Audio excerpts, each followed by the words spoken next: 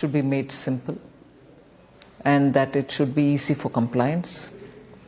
And the tome that goes in the name of direct taxation or Income Tax Act will have to be a lot more simpler. So that work, as I announced in the July 24 budget, within 6 months we were getting ourselves ready to get that income tax, the new act, ready. So in the process, although the emphasis was more towards simplifying the language, reduce the compliance burden, and also to make it a bit more user-friendly, and not let it be suffering due to various interpretations, which also was sought to be termed as rent-seeking tools. So we were essentially working on that. At that time, as I specified in the July budget, it wasn't talking about rate restructuring. Although, for several years now, we've been looking at the ways in which the rates can be a lot more reasonably taxpayer friendly. And therefore that work was also going on. Equally, after July budget, there was this voice of the middle class which felt that they were ending up paying the tax, never mind, they were absolutely proud and happy to be taxpayers of this country, but also felt they don't seem to have much coming in the way of redressing their problems. And there was also this feeling that the government was very inclusive in taking care of the very poor, the poor, also focusing on vulnerable sections and so on. So the voice which came wherever I traveled was, we are proud taxpayers, we are honest taxpayers, we want to be continuing to serve the country by being good taxpayers, but would you think about what are the kind of things you can do for us?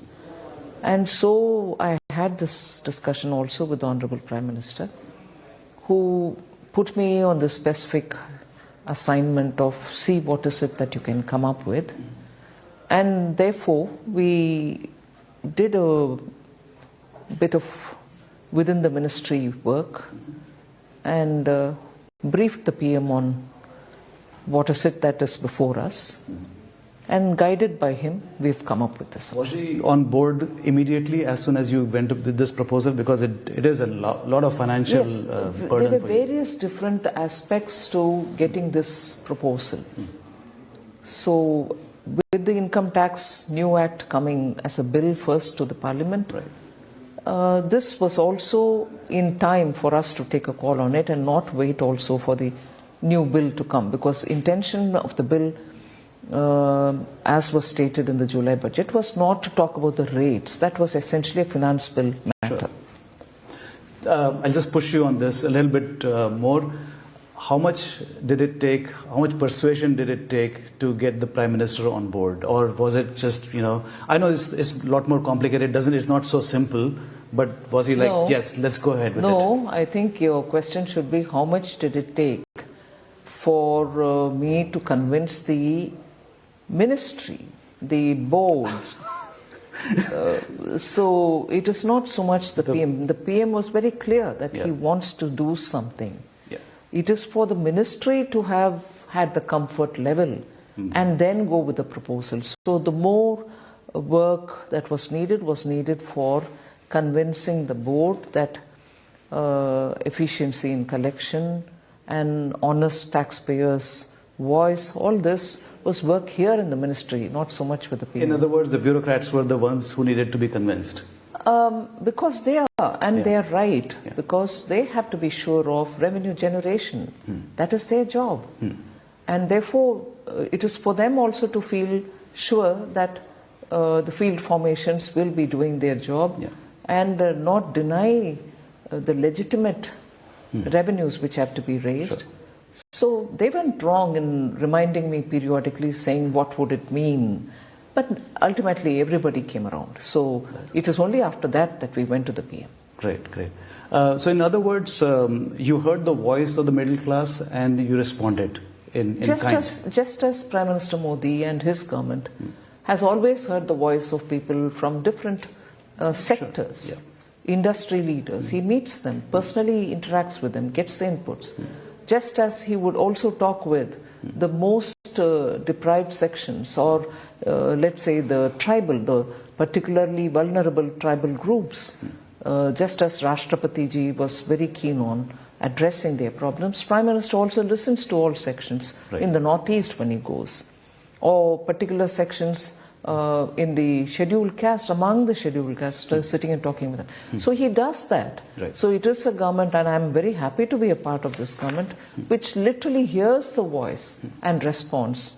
It's not just all right, we've heard it, we can't. That is never the case. We should find a way is the case. Yeah. Is it just the beginning, you think? Is there more to come in terms of tax reforms? It looks like I said, it's just amazing that so many people are going to benefit from it.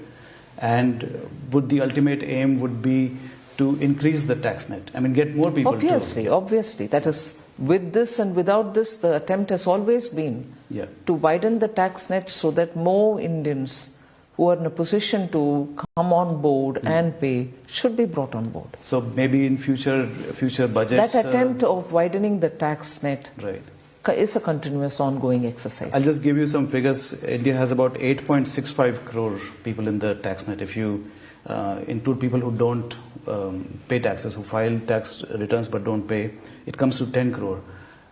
144 crore population. It is just minuscule compared to what it should really be. So where is the gap? Why are so many people not, like you said, middle class felt that they are responsible people, they want to be honest taxpayers.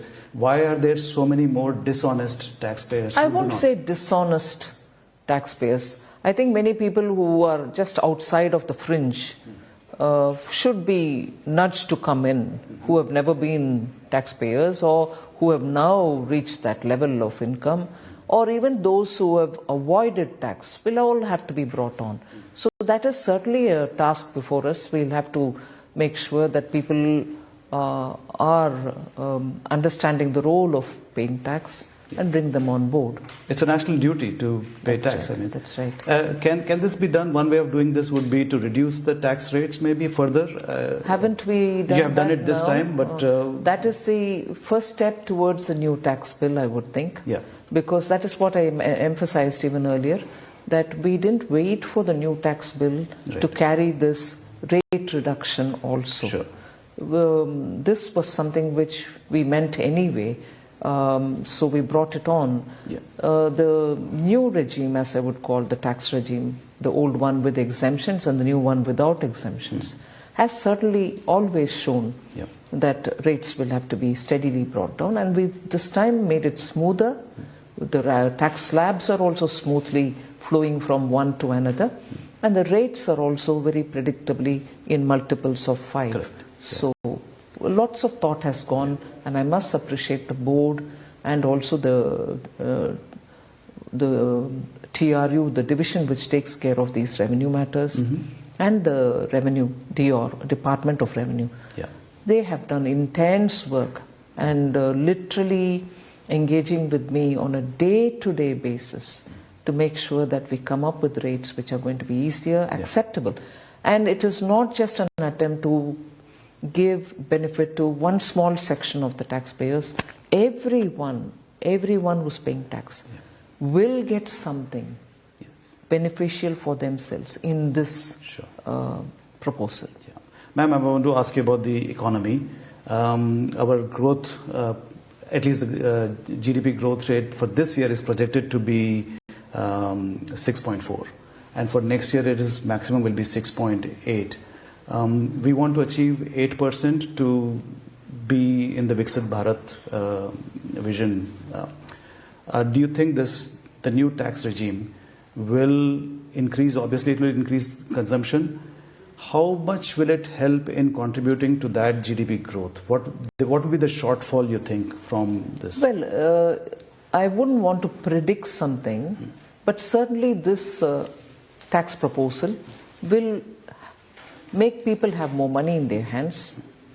When people have money in their hands, they make their judgment about whether they want to spend it entirely or spend some out of it, and also make sure that they save something else, some amount from it. So I expect this would show both in terms of the consumption spending and also in terms of the savings, which can be through very many different instruments, but both will be influenced. But I wouldn't want to directly say this is the only way we are looking at growing up to 8%. These are steps which will have implications for the near term and the medium term future.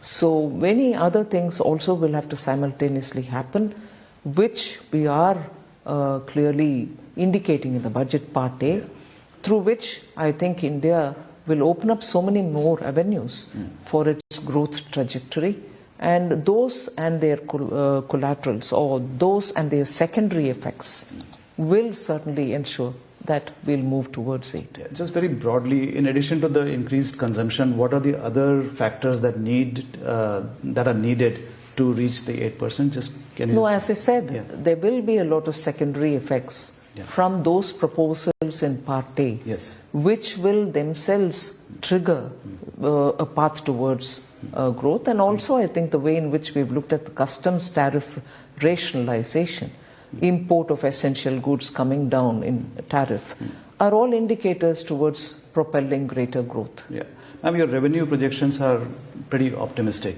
and you are at the same time you are also sacrificing 1.3 lakh crore in personal tax exemption in this one. Where are those revenues going to come from? How optimistic are you that you will be able to meet those projections? I thought I was accused of always being conservative in my estimates. And I've every time said our numbers are realistic because we do a lot of, prior to announcing in the budget the numbers, we do a lot of work and understand that we are definitely not exaggerating our targets. At the same time, we do not want underestimate it, and for domain experts later on to say, oh, you've underestimated today, you're performing this much, it's not great. We've always shown realistic numbers.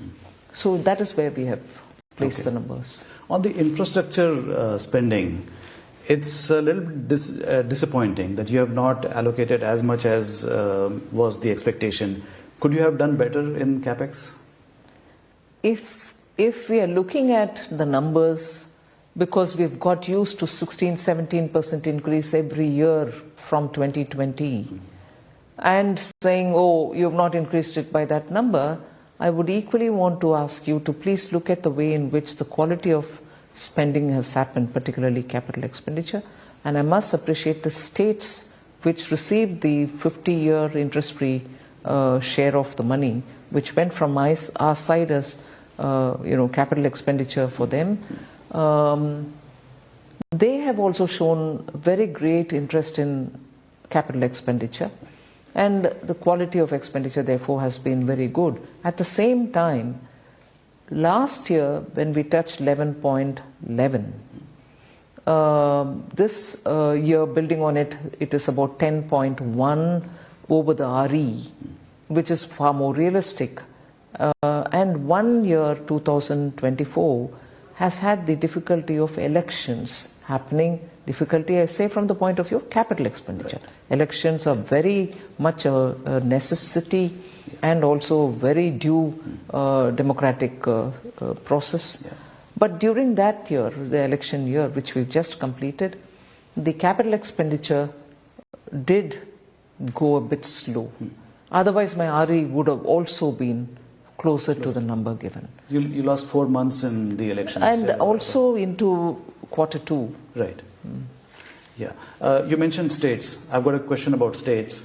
The opposition is saying that this budget was entirely for Bihar and in an indirect way for Delhi, both of which are going to the elections, Delhi in a few days and Bihar in a few months. What do you have to say to the opposition?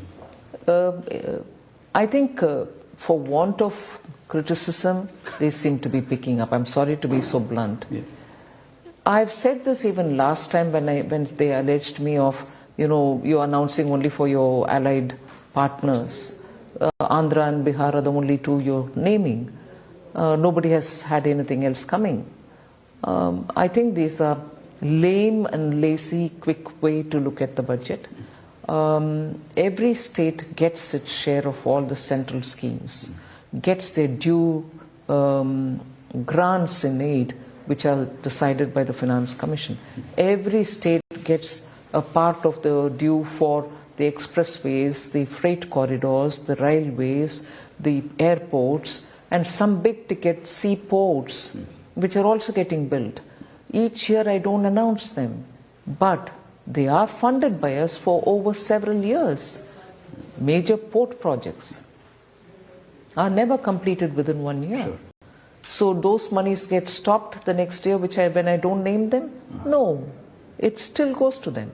So it's all right for them to have to comment something is fine, but I'd rather want them to go through the details of it and engage constructively. Yeah. There's even an outlandish kind of a suggestion by some leaders in the South who have said that maybe they should produce more children so that they can get more, contributions from the state, because they are unfairly being targeted because their population is lower compared to the northern states. Is that a valid observation at all?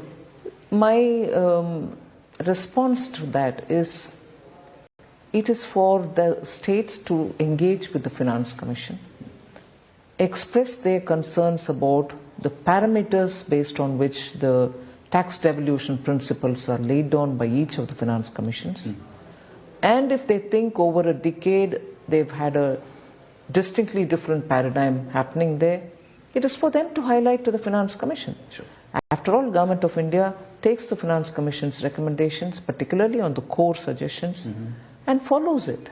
And to then voice concerns as though this Government of India has decided is not a healthy strategy. So you would say that this suggestion that they should produce more children is a ridiculous way to get No, I'm not even commenting on it, because whatever their point of view is, based on which they think the Finance Commission is coming up with allocations, it is for them to highlight to the Finance Commission, Right. whatever the principle be or whatever the factor be. Ma'am, I have one more question about states, not to do with budget, but about Delhi. We have all been talking about freebies in elections, and BJP has always been opposed to freebies, but this is happening in Delhi, that everyone is offering freebies. What is your view on how do you see this? No, I strongly feel that states and states' capacity to take on such welfare measures will have to be studied before announcing any such. And I strongly believe such a homework is done by BJP-ruled states, and only then do they announce it, because you take the example of any number of states which were BJP-ruled, and while going to the elections, they have come up with solutions, such solutions. They have been budgetarily provided for. Unlike, I'm sorry to take one or two states examples, I'm not even naming them, they gave, very big promises, and their budget today is not even able to fund those promises. You're talking about Punjab.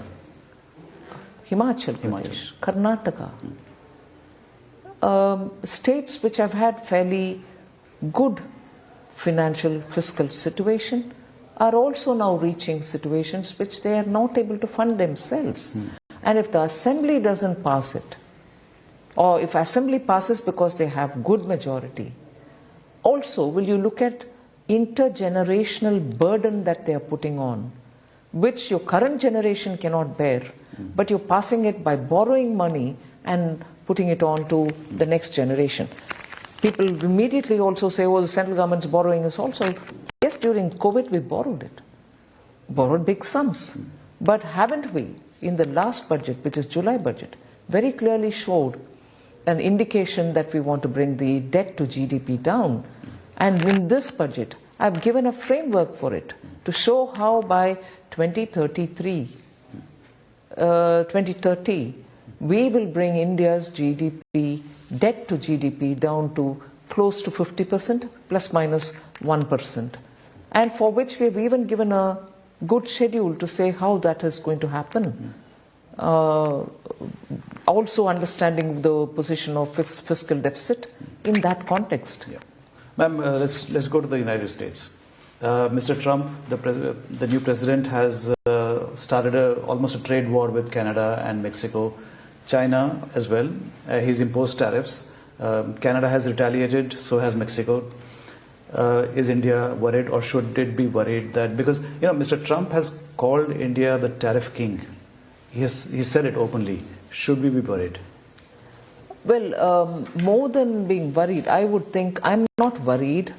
I am fairly looking at India's position, India's economy,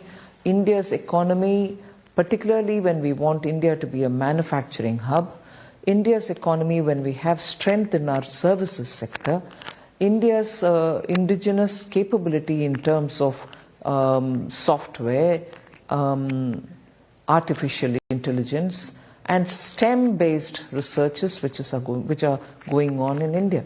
So I would think that India's strengths will have to be kept in mind as much as working for removing the challenges for our own sake.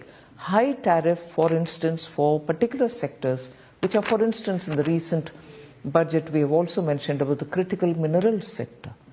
MSME, having high tariff is not going to help them, because even some of the products which are not available in India, they will have to import.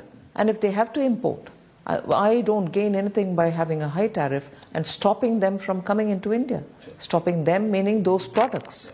So I need to have a balance in the way in which India's interests, as regards production, as regards becoming a manufacturing hub, as regards the MSME and their capability, will have to be kept in mind. So I'm looking at it from those points. Okay. Still on the international arena, the rupee has depreciated almost 3% since last year. What do you think are the reasons for it? And it's become more of a political issue rather than an economic issue. It is always being raised as a political weapon to criticize the government, or vice versa. So what do you think are the reasons for it, and what impact would it have on the Indian economy, apart from the imports becoming more expensive? Well, rupee's volatility, I've said this before, is against the dollar. Whereas rupee has behaved in a far more stable fashion against any other currency. I had said this earlier too, that if the dollar is strengthening and strengthening, the rupee's volatility will be noticeable. Yep. RBI also has been looking at the ways in which that it will interfere in the market only to stabilize the rupee for avoiding huge volatility-based risks. So we are all closely watching this situation. But for those who don't get into the details of what causes the rupee's volatility and the depreciation, for those who don't get into the details, yes, it's a very quick argument they can put against the government saying, oh, you're not doing anything much about it. But in today's dollar strengthening environment, and with the new US administration, the rupee will have to be understood in as its relationship as against the dollar, the fluctuation which comes as a result of that. So criticisms can come, but those criticisms will also have to go with a response that they should do a bit more study about it rather than quickly comment. So you're not too concerned? I'll be concerned, but I will not accept this criticism saying, oh, rupee is weakening.